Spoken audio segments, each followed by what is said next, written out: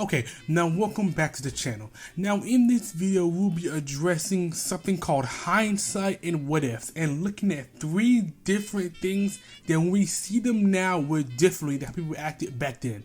Play the intro.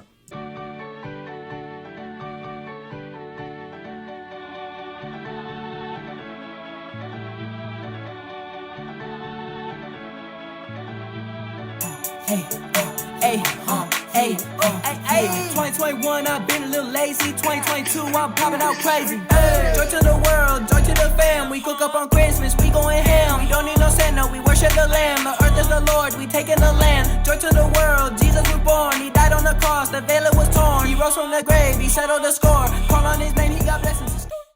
Okay, so first we're going to be talking about Jordan Poole and the Warriors. Now, all these things are from Twitter, so if you're not on Twitter and you're watching this video, maybe you haven't seen what I've seen, but I've seen some things about 3 different takes. Now, first, I'm going to start with Jordan Poole and the Golden State Warriors. Now, last season, everybody knew that everybody wanted Jordan Poole off this team. If you're a Warriors fan and you didn't want Jordan Poole off this team, you're literally lying to yourself. Jordan Poole was playing inconsistent. He was in the system, but not playing in the system. He was playing inconsistent, and he wasn't up to par like he was in the playoffs. So when we finally traded Jordan Poole, we was happy about it. We knew that he needed to be traded because it wasn't going to work. We was never going to trade Draymond, and there was issues with how it works. So tell me why, now that I have played them last night, and I've seen it most this season, just because our team is playing bad, Wiggins and Clay, and Wiggins has come back up and Clay's come back up, and Draymond is having issues with whatever he's dealing with.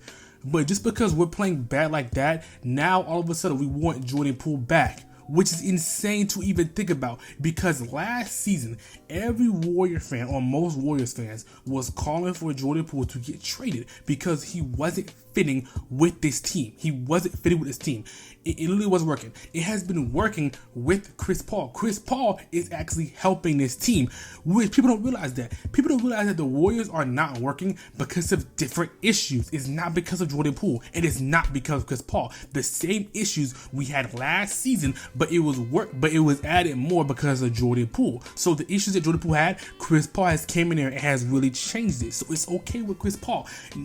Chris Paul actually fits with this team. It works with the system. He also inconsistent with the shooting, but his playmaking makes up for it, and his impact on the floor. He starts to pick up the floor, come off the bench.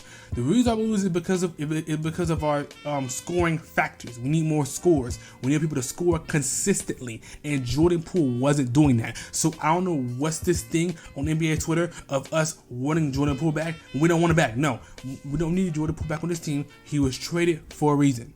Now, the next thing I'm going to address is the De'Aaron Fox Tyrese Halliburton trade. Now, when Tyrese was traded to the Pacers for Sabonis, everybody was saying how Fox and Sabonis need to be split up because of 2 reasons. One, Fox and Sabonis play too similar, and they play the same position. So when they was on the floor together, it wasn't working. And had to trade one. And obviously the Kings wasn't gonna stay with Tyrese, as De'Aaron Fox was their baby. He drafted the team. He stayed on the team consistently and was improving, and has really improved a lot more. So I knew it was still De'Aaron Fox. Now the only thing I said about Tyrese was that Sabonis wasn't going to really improve this team. He has improved this team, but Sabonis is not a second option type player. And if you don't think so, watch him in the playoffs. Sabonis is not a second option type player. He's not that good of a scorer. He's a good scorer in the post, but if you need a second option type player, you need a second option. You need a player to be able to create, a player to be able to score anywhere, or at least score on a decent level.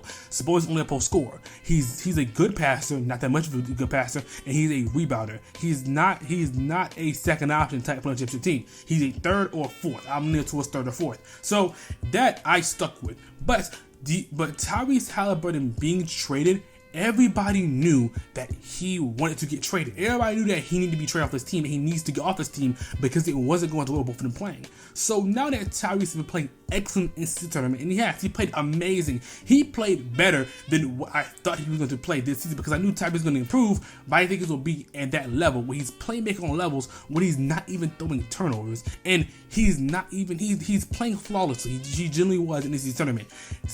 It kind of fell off now in the regular season, but that's fine. So now that we have seen that, now people are saying, oh, the Kings should have just kept Tyrese, blah, blah, blah, blah.